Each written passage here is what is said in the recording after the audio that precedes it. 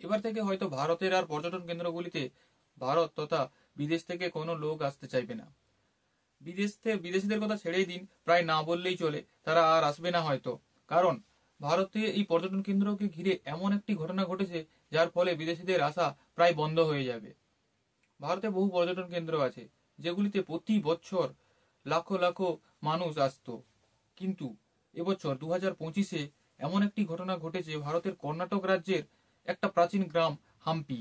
সেই গ্রামে বিজয়নগর সাম্রাজ্যের ধ্বংসাবশেষ, এটা 1300 খ্রিস্টাব্দের সেই সময়কার সাম্রাজ্য ছিল, তার ধ্বংসাবশেষ এবং অনেক মন্দিরের নিদর্শন এখনো আছে। আর সেই জায়গাটাকে কেন্দ্র করে একটা পর্যটন কেন্দ্র গড়ে উঠেছিল, যেটাতে প্রতি বছর লাখো লাখো মানুষ আসতো।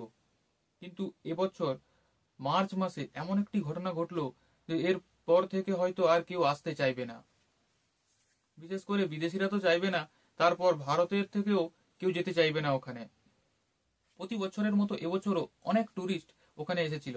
তার মধ্য থেকে ইসরায়েলের এক 27 বছরের তরুণী এসেছিল, আমেরিকার একজন ব্যক্তি এসেছিল, আর এসেছিল মহারাষ্ট্রের একজন ব্যক্তি ও উড়িষ্যা থেকে একজন। আর তারা যেখানে থাকতো, মানে টুরিস্টরা এসে যেখানে থাকে, অনেক রিসোর্ট তো ওখানে হয়ে গেছে, তাই একটা রিসোর্টে থাকতো। আর ওই রিসোর্টে দেখাশোনার জন্য এক মহিলা ছিল তাদের সঙ্গে, মোট 5 জন তারা। ঘটনাটি ঘটেছে 6 মার্চ।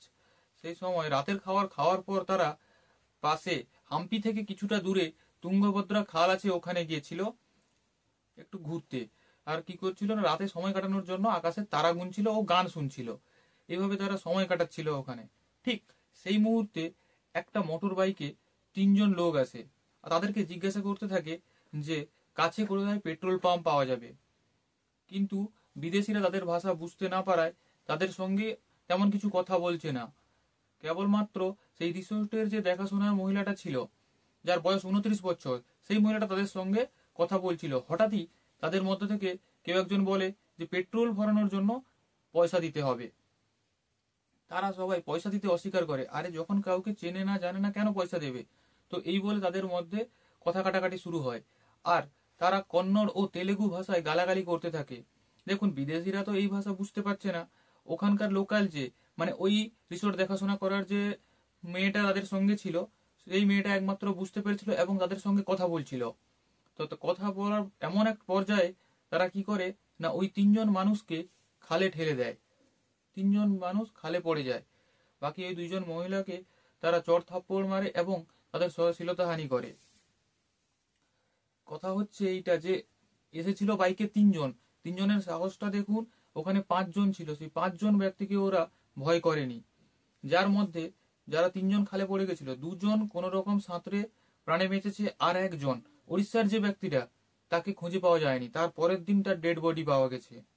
তাহলে ওই 3 জনের কারণে একজন টুরিস্ট মারা পর্যন্ত গেল। বাকি 2 জন মহিলাকে ওরা ধর্ষণ করে।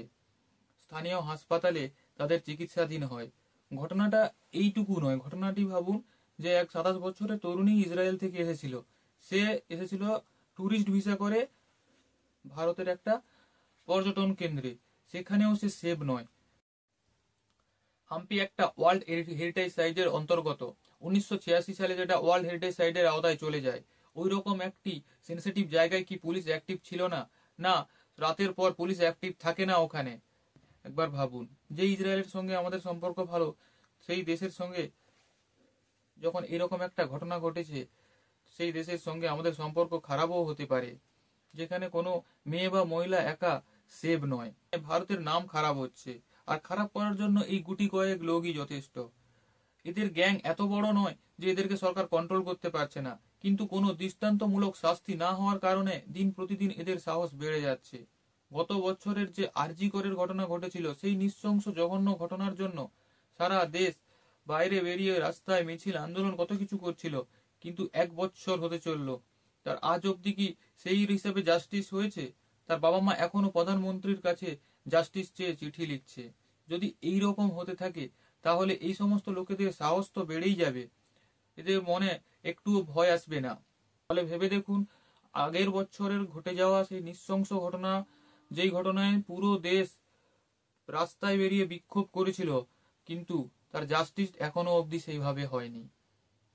তাই এদের তো সাহস এই কারণেই বেড়ে যাচ্ছে, আর এরা এরকম করতে থাকছে।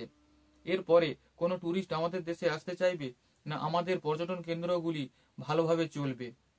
দেশের নাম তো খারাপ হচ্ছে, সেই সঙ্গে এই কয়েকজন মানুষের জন্যই আমাদের সিস্টেমটাও খারাপ হয়ে যাচ্ছে। তাই এদের দৃষ্টান্তমূলক শাস্তি হওয়া অত্যন্ত দরকার। কি মনে হয় আপনাদের?